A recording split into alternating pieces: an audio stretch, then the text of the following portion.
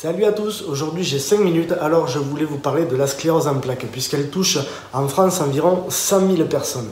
Alors c'est une maladie auto-immune qui touche le système nerveux et plus principalement la moelle épinière et le cerveau. Pour être plus précis, les neurones sont reliés par l'axone, qui est le nerf, et lui-même protégé par une gaine qu'on appelle gaine de myéline. La transmission d'influx se fait par là pour que chaque neurone communique. La sclérose en plaques va faire que le système immunitaire va se retourner contre cette gaine de myéline et va la ronger pour laisser l'axone, donc le nerf, à vif. Pour imager ça, imaginez que des câbles électriques perdent leur protection et laissent les fils électriques eux-mêmes à nu. Du coup, la transmission d'informations importantes au fonctionnement du corps est beaucoup moins rapide. Imaginez à nouveau que vous posez votre main sur une plaque brûlante. L'information qui est censée vous dire que vous êtes en train de vous brûler doit aller jusqu'au cerveau. Le cerveau, lui, doit traiter cette information, puis dire à votre main de se retirer, mais à nouveau, l'information doit voyager. La gaine de myéline étant touchée, les informations vont mettre énormément de temps à circuler et vous voici gravement brûlé. Et ce n'est qu'un petit exemple des désagréments que peuvent causer un influx nerveux très lent.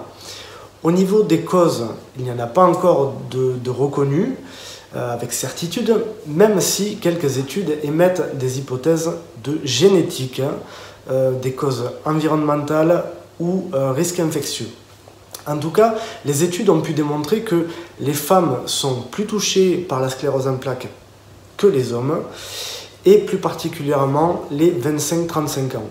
Concernant les signes, là aussi c'est compliqué, puisque tout ça varie beaucoup d'un patient à un autre, et même d'une période à une autre. Mais classiquement, on va retrouver des troubles moteurs, donc problème d'élocution, fatigue, perte d'équilibre, faiblesse musculaire. Il va y avoir des troubles sensitifs, donc fourmillement, perte de sensibilité. Il y a aussi des troubles cognitifs, des problèmes de mémoire, difficultés de concentration. On a des troubles de la vision ou encore de l'incontinence ou constipation. Tous ces signes vont apparaître sous forme de poussées irrégulières. Parfois, les signes vont arriver subitement, puis repartir comme ils sont venus et ne plus réapparaître pendant des mois. C'est ce que l'on retrouve dans la forme réminente de la sclérose en plaques, qui est la forme la plus répandue. Puis, entre chaque venue des symptômes, certains vont rester, d'autres repartir. Les symptômes qui restent peuvent s'aggraver à chaque poussée également. Une ponction lombaire et une IRM peuvent vous permettre de détecter une sclérose en plaques, même si ce n'est pas fiable à 100% dans cette maladie.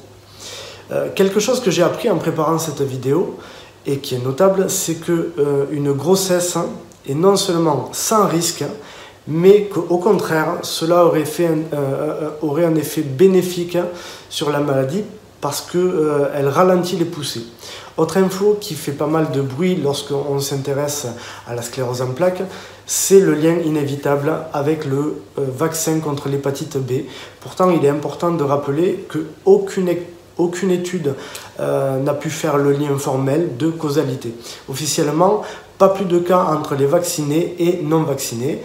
Concernant les traitements, aucun ne peut guérir la maladie, mais même si aucun traitement ne peut permettre de régler le système immunitaire, il existe quand même des traitements permettant de prévenir les poussées de la maladie et réduire le handicap à long terme.